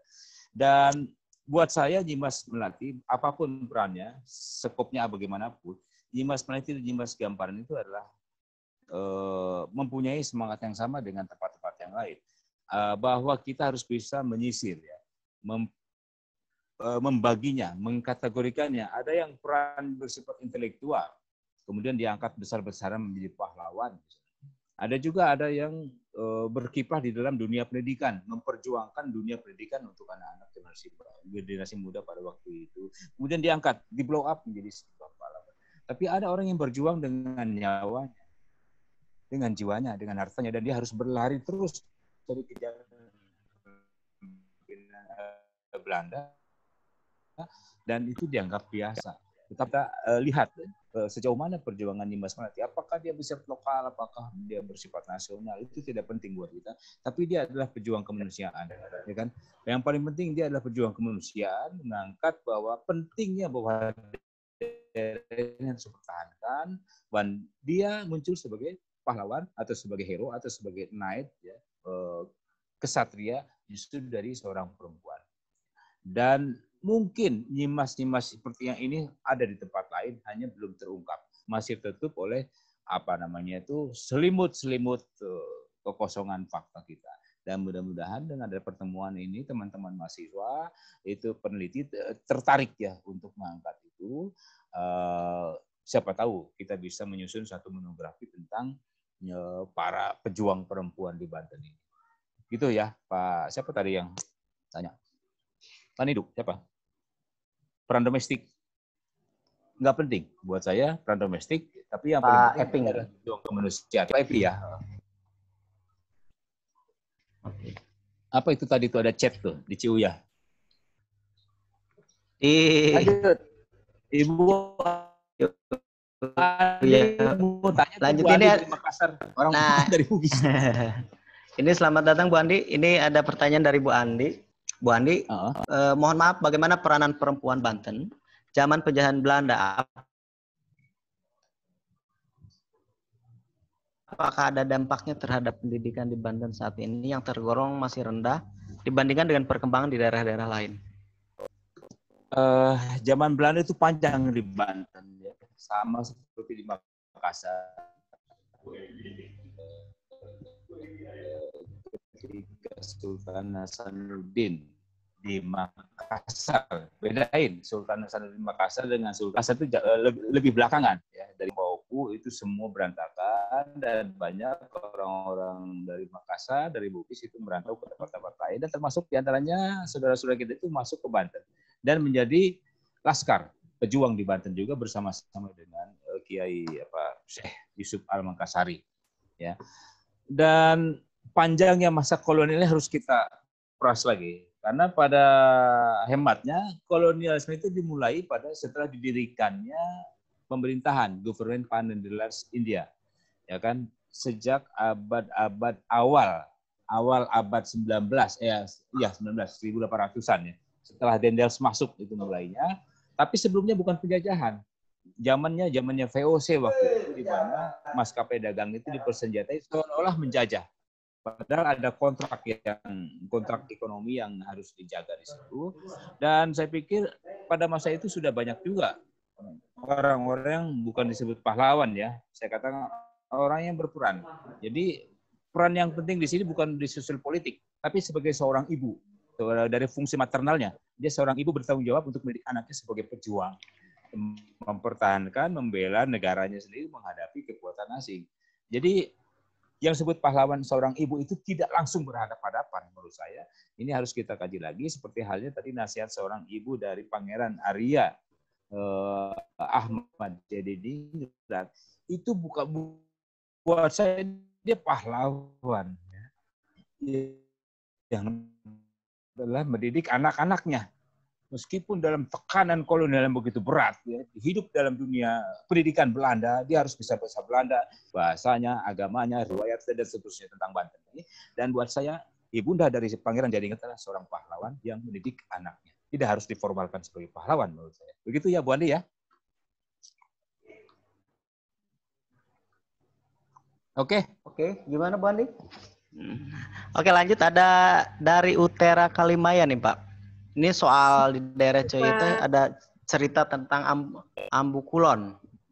Apakah perannya juga sama seperti Nyimas Gamparan dan Nyimas Melati gitu? Ini ada cerita di Ciuyah Ambu Kulon katanya, Pak.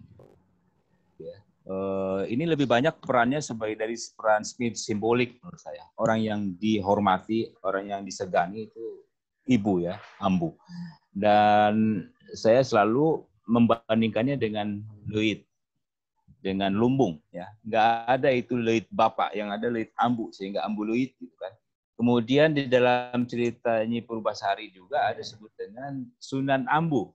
Sunan itu yang disusun, yang disuhun, yang dihormati, yang dijunjung tinggi. Tapi dia Ambu, seorang ibu. Atau jangan-jangan Ambu Kulon ini juga adalah tokoh perempuan yang sangat dihormati. Tetapi kalau mengenai faktanya,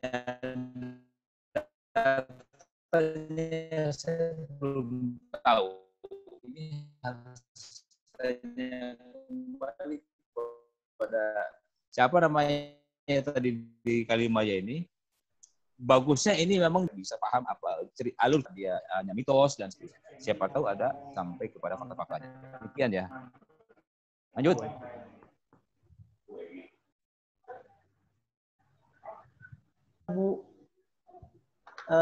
Bu Andi ya? Bu Andi yang mau bicara?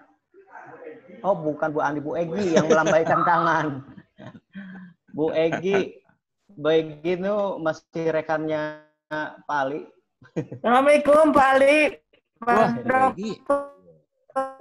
Waalaikumsalam. Waduh, senior kita ini. Gimana, Bu? Halo. Halo, nah, silakan. Ibu Egi ada pahlawan. Ibu Egi ini pahlawan pangan ya. Mohon maaf Pak Rizal, saya baru Kedengeran? Pak Dokter. Ya Pak, kedengeran ya Pak Ali, Pak Dokter Ali. Kedengeran ya. Dong Bu, Bunda. Saya ingin pendapat Pak Ali tentang bagaimana generasi kini menyikapi kepahlawanan Nyi Gamparan. Ya. Itu aja. Segitu aja Bu. Ya kaitan dengan perilaku yang kekinian. Kemudian juga ya, kalau saya di bidang pertanian, bagaimana bisa menghidupi anak-anak kita terkait dengan dari Pak Ali tentang Nimas Gamparan ini. Ya. Terima kasih. Terima kasih Bunda Egi, pahlawan pangan. Jadi nggak harus pahlawan berjuang. Pangan di pangan pun kita harus jadi pahlawan. Bu Egi, terima kasih banyak sudah ikut gabung bersama kawan-kawan muda kita yang terus semangat ya menggelorakan pentingnya nilai kepahlawanan dalam tradisi Banten ini. Saya melihat Bu, kalau saya periksa itu Google, banyak sekali orang menulis tentang Nimas Gamparan, juga Nimas Malati. Dari Google saya tahunya, dan mereka menafsirkan banyak hal tentang Nimas Malati maupun Nimas Gamparan ini. Apakah kesaktiannya, bahkan seperti ada gambar-gambar komik ya, mereka sebagai pahlawan, the hero ya, the hero of Banten pahlawan. Ya, the woman hero apa namanya. Itu dari segi kesaktiannya, dari segi mitologinya, dari segi perjuangannya, kemudian dari sikap-sikap pemerintah kolonial terhadap pejuang ini. Tetapi tidak ada satupun yang memberikan referensi yang kuat tentang sosok dari Nimas Gamparan dan Melati ini. Tetapi ini menunjukkan bahwa respon anak-anak muda sekarang, bahkan mungkin sudah ada juga kali di Wikipedia, itu menunjukkan bahwa respon mereka cukup positif, cukup baik terhadap tokoh yang disebut dengan Nimas Gamparan sama Nimas Melati. Dan saya belum sempat melacak sampai di mana nih daerah perjuangan dari Nimas Malati. Yang saya itu ada kuburnya, ada makamnya di daerah Tangerang. Tapi kalau untuk Nimas Gamparan, saya sudah sampai kepada perbatasan Pabuaran dengan Baros, itu masuknya jalan ke Ciomas, itu masuk ke kiri. indah sekali tempatnya, Bu, untuk tempat sembunyi, tempat tirakat, atau pokoknya tempat beristirahat ya. Dan di bawahnya ada mata air. Jangan-jangan ini terkait dengan mata air, pentingnya mata air bagi perempuan selalu. Jadi asosiasi kuat. Saya pikir buah ini animo atau antusiasme generasi muda terhadap kepulauan Banten itu sangat tinggi. Hanya fakta-fakta yang kita sampaikan masih simpang siur. Belum ada satu informasi yang ajak tentang kedua tokoh ini. Dan saya berharap setelah ini ada satu riset yang dari universitas atau dari lembaga lain tentang siapa sih sebenarnya tokoh ini. Apakah selama ini kita baru bersumber pada legenda. Dan biasanya seorang yang dianggap melawan pemerintah kolonial jarang sekali dipublikasikan di catatan-catatan Belanda. Seperti halnya juga kita ketika kita ingin mencari riwayat hidup Sultan Ageng Tirtayasa, di catatan Belanda tuh hanya sedikit, 1-2 kata selesai. Dan mereka tidak suka menuliskan tentang musuhnya. Itu, Bu. Mudah-mudahan nanti kita akan lacak catatannya di sini tentang Nyimas Malaki dan Nyimas Kembaran. Terima kasih, Bu Egi. Oke, terima kasih Pak Ali. Bukan main PR-nya ini. Waalaikumsalam.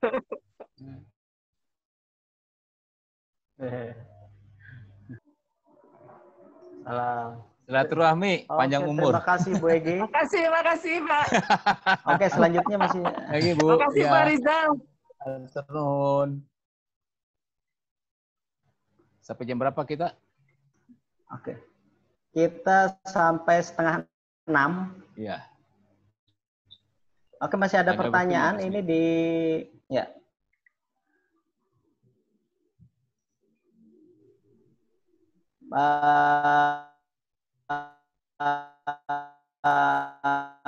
Sebenarnya ada dua pertanyaan nih yang belum tadi dijawab. Yang pertama dari Bu Marwah soal keturunan Kesultanan Banten sampai hari ini peran sosial, pendidikan dan politiknya seperti ini. Beliau mengatakan saya setuju dengan usul Banten. Nah, mungkin yang ini caranya bagaimana nih Pak? Nah, dari Bu Andi lagi nih.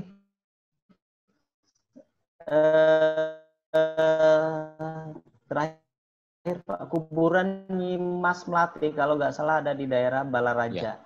Apakah itu yang dimaksud? Tempat itu menjadi tempat sejarah. Nah, kebetulan katanya rumahnya di situ Pak, rumah Bu Marwah. Nanti Bu Marwah. Wah, kita bisa digali informasinya, cuman belum ada. Ibu Marwah, terima kasih banyak. Jadi terkait dengan peranan perempuan. Ini saya punya keyakinan jadi bahwa daerah perjuangan. Silakan Pak. Ya. Perjuangan untuk Nyimas Melati ini lebih banyak antara Balaraja dan sebelah Balaraja itu Cikande. Dan jangan bayangkan Cikande Balaraja itu seperti sekarang, ya kan? Mungkin dulu masih banyak harimau, banyak hutan, ya kan? Belum ada akses jalan dan luar biasa untuk sampai ke Serang aja bukan main, ya kan? Saya dapat di dalam teks itu di dalam tayangan itu saya kasih contoh, saya akan ke sana dan mungkin kita bertemu dengan Ibu Marwah, kita tanya-tanya, barangkali masih banyak informan ya yang mengetahui tentang pemikiran, perilaku, perjuangan dari Nyimas Melati ini. Terima kasih Ibu Marwah. Dan untuk Banten, saya pikir ini sudah ada gerakan dari Gubernur Banten sekarang dengan seluruh masyarakat Banten menjadikan Islam ya, di Islamic Center ya. Untuk Banten Lama sudah ada revitalisasi yang luar biasa situs Banten Lama ini, dan salah satu tempatnya akan dijadikan Islamic Center. Dan Islamic Center mungkin juga harus ada satu kegiatan yang terarah dengan penggalian sumber-sumber sejarah tentang pendidikan Islam, perjuangan orang-orang Banten pada waktu itu, dan karya-karyanya sekalian. Dan kita memiliki satu sumber informasi untuk masyarakat Banten mengetahui, mendalami tentang siapa saja tokoh-tokoh Banten, siapa saja tokoh-tokoh yang bukan Banten yang masuk ke Banten, tapi bagian penting dalam sejarah perkembangan Banten ini sendiri. Itu Pak Rizal. Barangkali masih ada yang lain. Oke. Di sini juga hadir Pak Bambang Kianis, dosen filsafat UIN Bandung. Jadi kami kasih kesempatan, memberikan kesempatan Pak Bambang Komaruzzaman nama aslinya sebenarnya. Tuh Bagus Bambang Ya, Komaruzzaman. Wah, itu Beliau diskusi dosen kayaknya. filsafat. Waalaikumsalam. Salam, silakan Pak Beki. Iya, Waalaikumsalam. Sebenarnya saya berharap banyak ada data baru, tapi rupanya memang sunyi sekali ya peran perempuan di Banten, walaupun kalau di peran politik cukup banyak. Itulah mungkin yang menjadi energi sehingga melahirkan banyak gubernur perempuan. Jawa Barat belum punya gubernur perempuan. Kemudian kontemporer itu perempuan, karena saya kira tidak cuma istrinya Sultan Muhammad, ibunya Sultan Muhammad pun punya peran. Karena Sultan Muhammad kecil kan waktu itu diangkat menjadi raja pada waktu kecil, dan ibunya udah mulai berperan. Jadi sejak itu sebenarnya ibunya para raja itu menjadi seperti Ibu Suri di drama Korea. Selalu ada Ibu Suri yang sangat. Nah, kemudian berlanjut misalnya pada mungkin Ibu Suri itu ke Aisyah, Ratu Aisyah itu, kemudian ke Ratu Fatimah. Ratu Fatimah saya kira peran politiknya harus diperhitungkan kalaupun negatif, karena itu menjadi bukti sejarah. Yang lain sebenarnya ada strategi Belanda yang mengawinkan orang-orang dari Priangan dengan anak-anak perempuan, anak-anaknya pangeran di Banten, saya kira Pak Fadilah, Pak Ali, yang itu menjadi strategi agar rakyat tidak berantem pada saat diubah dari kerajaan ke kabupaten-kabupaten. Kalau tidak salah dalam catatan sejarah ada pernikahan. Jadi kebalik, kalau dulu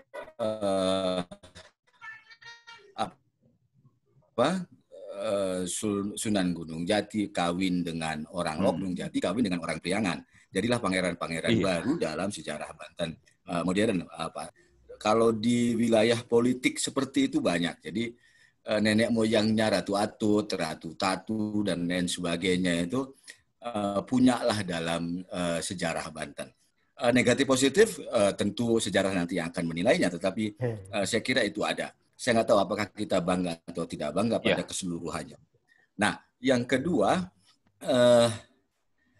saya kira diskusi ini kita bisa mulai mengakui bahwa Nyi Pohaci itu dari Banten. Dengan begitu kita sudah mulai untuk membangun wacananya, karena selama ini Nyi Pohaci itu bukan orang Banten, Pak Ali, itu orang Sunda. Yang Nini Anteh misalnya, itu bukan orang Banten, itu orang Sunda misalnya. Nah, mulai dari Pak Ali, saya senang sekali, mulailah kita membangun itu. Tadi juga Rehan nulis di chatting, kayaknya gimana nih caranya biar penulisan, mudah-mudahan kalau sudah banyak sejarawan semacam Pak Ali dan lain sebagainya yang fokus pada perempuan, peran perempuan jadi penting, jadi muncul, jadi ada tokoh 1, 2, 3 di Banten. Dan saya kira banyak ya, karena dekat dengan Tangerang itu saya kira mungkin tokohnya Cina, mungkin tokohnya Arab, karena dekat dengan Batavia. Bandung aja punya tokoh Dewi Kartika. Saya kira di Banten ada, cuman memang kita nggak concern pada mitologis secara metafisika misalnya dengan Sunda. Ya karena Sunan Ambu itu pusat dari para dewa, jadi doa itu diterima oleh Sunan Ambu, lalu Sunan Ambu yang memberikan pengkabulannya. Itu bul ngukus dina manggung kamanggung ka Sunan Ambu itu dalam pantunnya orang Baduy atau Sunda. Nah, karena perempuan begitu penting, maka budaya Sunda atau budaya Banten memungkinkan untuk memberikan ruang. Jadi itu aja, saya cuma mengapresiasi. Tapi pertanyaan pentingnya adalah, menurut Pak Ali, karena mantan birokrat dan sekarang menjadi akademisi, gimana nih kira-kira biar penulisan soal perempuan ini jadi muncul di banyak tempat itu.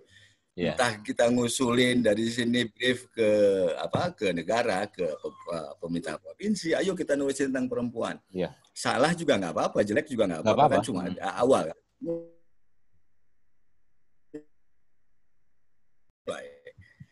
Gitu Pak Ali, nuhun pisan. Saya tidak hal yang sama. Apakah ada tokoh perempuan? Agak susah. Yang dikenal di sejarah cuma Ratu Fatimah yang reputasinya tidak begitu menarik.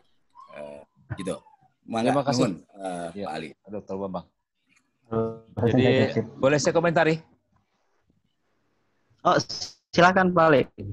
Jadi gini, ini asalnya kan dari Bandung juga, Mas Bambang. Jadi kawan-kawan saya di Balai Kajian Sejarah Nilai Tradisional itu melihat ada yang sepi tentang perempuan di Banten ini. Di mana orang menganggap pahlawan itu harus Kartini, Dewi Sartika, kemudian yang di Jakarta itu tadi yang saya sebutkan Rasuna Said, ya kan. Tapi Banten kayaknya tidak ada riak-riak tentang peran perempuan. Dan saya terpanggil untuk menyisir informasi apa sih yang masih ada di Banten tersisa ini. Dan saya sampaikan ini sebagai satu makalah, dan saya mengajak Ibu Ratu Tinti untuk sama-sama menulis dan tampil di dalam satu seminar itu, dan beliau mau. Saya tidak melihat perlu pendekatan yang lain ya, yang khusus untuk masalah sekarang. Justru saya tertarik dari cara pandang masyarakat Banten zaman dulu tentang siapa perempuan, tentang tokoh. Tokoh yang disebut dengan Ambu ini luar biasa buat saya, mengandung satu kekuatan ya, spiritual yang sangat mempengaruhi kita. Ini ya, seolah Banten ini mengarah kepada patrilineal. Tapi buat saya matrilineal. Lebih kuat anak itu dekat dengan ibu daripada bapak. Jadi juga dari segi antropologi perlu kita cari, perlu kita lacak data. Tetapi yang paling penting adalah pada pertemuan ini, saya ingin mengajak kawan-kawan semua, ayo kita gali apakah itu legenda. Jangan ragu dengan legenda, tulis saja dulu. Jangan ragu dengan mitologi, tulis saja dulu.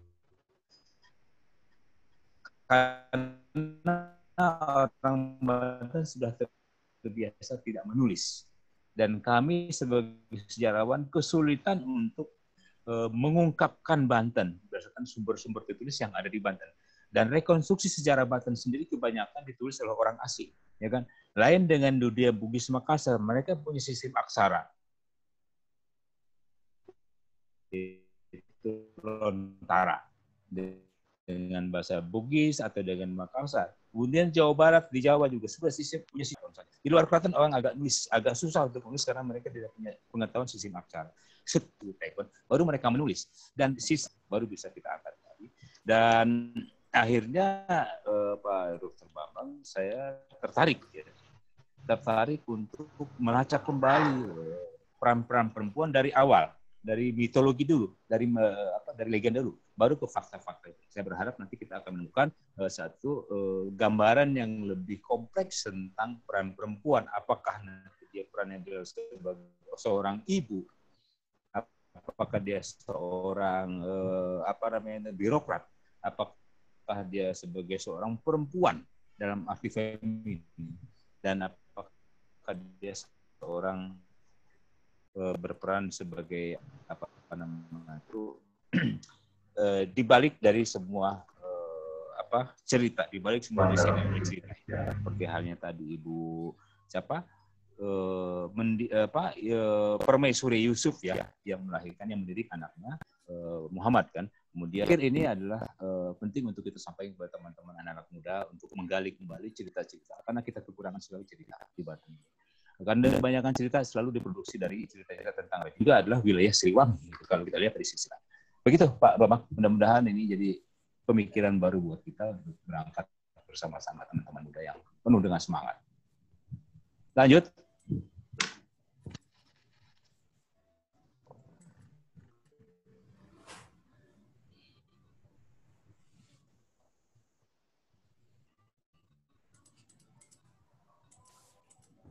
Halo. Baik, terima kasih Pak Ali, Kang Beki.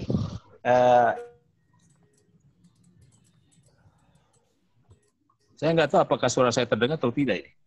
Ada sedikit Dengar, Pak. kendala untuk bicara. Halo, oke. Alhamdulillah.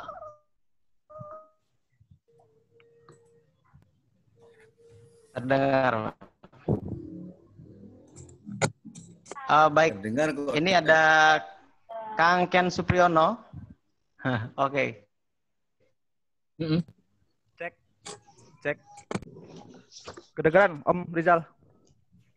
Kedengeran? Oke, kedengeran. Ya, terima kasih untuk kesempatannya, Bang Rizal.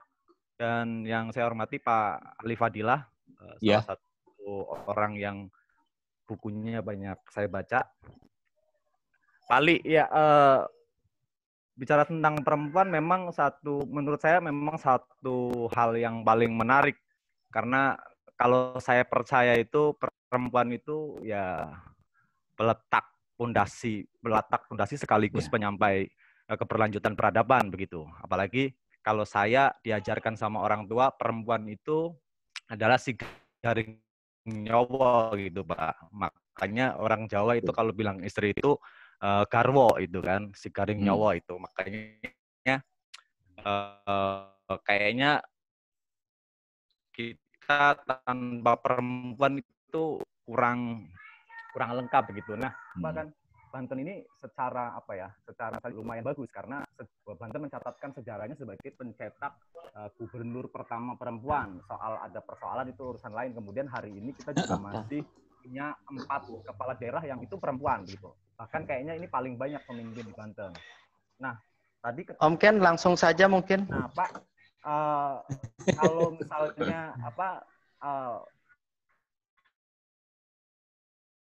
kenapa perempuan ini di Banten kayaknya kurang menonjol misalnya dilihat dari sejarahnya, apa karena kita menyebut istana itu dengan nama keraton itu, sehingga kita muncul adalah diksi ratunya, Pak, bukan diksi rajanya begitu, sehingga peran perempuan itu menjadi lebih banyak didengarkan oleh generasi sekarang begitu. Nah, kemudian ketika kita masuk di era kolonial misalnya, Pak, kan ada orang-orang seperti Maria Ulfa yang kita tahu juga menjadi sarjana hukum pertama, bahkan pernah menjadi menteri. Apakah orang seperti Maria Ulfa tidak bisa disejajarkan dengan sosok-sosok seperti Dewi Sartika, kemudian Kartini itu? Apalagi misalnya kita di era menjelang di era kemerdekaan revolusi, setahu saya pernah membaca sedikit tentang cerita Sri Sahuli dan Jambaran, yang dia adalah 2 bendera Belanda, kemudian dia orang pertama di Banten yang mengibarkan bendera merah putih. Apakah cerita itu tidak cukup mampu misalnya untuk membangkitkan tentang wacana perempuan dalam wilayah publik di Banten dari perspektif sejarahnya? Barangkali itu saja, Om Rizal. Terima kasih. Ya. Lanjut, saya langsung ya. Ya. Rizal. Mungkin langsung ya. Mas Genggen. Paling karena waktunya. Iya. Iya. Saya hanya ingin mengucapkan terima kasih atas informasi dari saudara Ken ini, dan itu harus dilacak kembali. Kemudian saya sampaikan bahwa ini semacam refleksi saya aja, membayangkan bahwa orang Baduy melihat perempuan sebagai ambu yang harus dilindungi, ya kan? Dia bermain, tetapi tidak frontal, tidak di depan. Dia ada di peristiwa istilahnya. Seba Baduy itu Gubernur Ibu Atut Ratuasiah menanyakan kepada Jarodaina kemana perempuannya, kenapa orang Baduy yang Seba laki semua, dan jawaban Jaro sederhana, pemajikan madiimah, bikang madiimah, artinya dia harus menjaga rumah, mengurus anak, biar laki-laki yang keluar. Jadi saya berpikir adalah sesuatu yang agak sedikit bombastis juga kalau kita mengetengahkan seorang perempuan selalu di depan, ya kan, di depan dalam arti terlalu menonjol, ya kan. Tetapi ada sisi yang lain, ada nilai yang lain yang membuat suatu peristiwa itu penting karena di dalamnya memang ada perempuan. Kita ingin lihat misalnya tadi seperti Mas Ken katakan, ada 2 orang Banten yang sedang melakukan yang berjasa menurunkan bendera Belanda ya tadi. Gitu. Ini harus kita lacak, Pak. Dalam kondisi apapun. Jadi ada kondisi di mana perempuan naik. Itu buat saya harus kita selidiki. Ada satu kondisi di mana mereka itu terpaksa harus naik. Jangan-jangan memang orang lakinya sudah tidak ada lagi waktu itu, atau peran laki-laki menjadi kurang. Sehingga ini harus diangkat. Ada situasi yang sangat spesial di mana mereka harus keluar dari kodratnya dan menampilkan diri sebagai sesuatu yang signifikan. Jadi menurut saya itu yang bisa saya sampaikan. Sekali lagi terima kasih untuk semuanya. Ada banyak masukan yang memang membutuhkan perhatian kita untuk meriset kembali, mencari sumber-sumber yang lebih faktual untuk merekonstruksi sejarah Banten secara utuh. Dan yang paling penting bukan soal peran laki-laki atau perempuan, tetapi yang penting buat saya adalah ada kesetaraan peran yang dimainkan yang harus kita jelaskan, dan sejarawan sangat bertanggung jawab untuk mengungkap ini. Terima kasih Pak Rizal, mudah-mudahan ini bermanfaat untuk kita semua.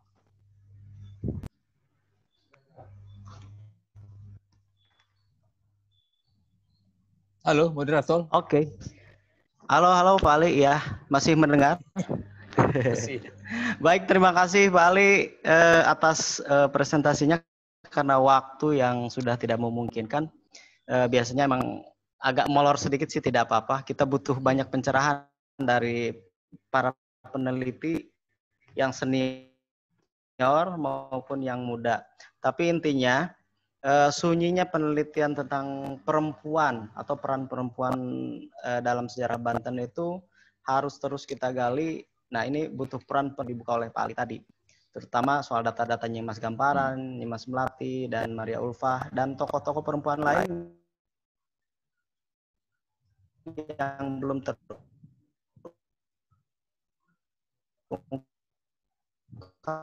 ke publik. Dan ini adalah tugas para peneliti di zaman prasejarah, baik secara atas waktunya, dan terima kasih buat Ibu Egi, Pak Beki, dan teman-teman semua, Pak Ade Jaya, Bu Desti, Bu Marwah, semualah, saya tidak bisa sebutkan satu persatu. Intinya terima kasih sudah berpartisipasi dalam acara kita, acara diskusi mingguan. Dan ini diskusi guriang, ingatnya guriang, diskusi girang 6. Aduh, diskusi girang 6, nanti kita ketemu minggu depan di diskusi girang 7 dengan pembicara Kang Uday Suhada. Ini masih ada Baduy, hasil mufakat adat Baduy, dan Kang Uday kemarin ada di sana, dan kita butuh informasi itu. Maka buat peserta diskusi hari ini, ya, kita nanti ketemu diskusi minggu depan kembali di waktu yang sama dan jam yang sama. Jam sama waktu sama aja sepertinya. Terima kasih. Saya sebagai moderator. Saya juga pamit. Terima kasih banyak. Saya kembalikan ke Kang Ridho. Iya, terima kasih. Assalamualaikum warahmatullahi wabarakatuh. Waalaikumsalam warahmatullahi wabarakatuh.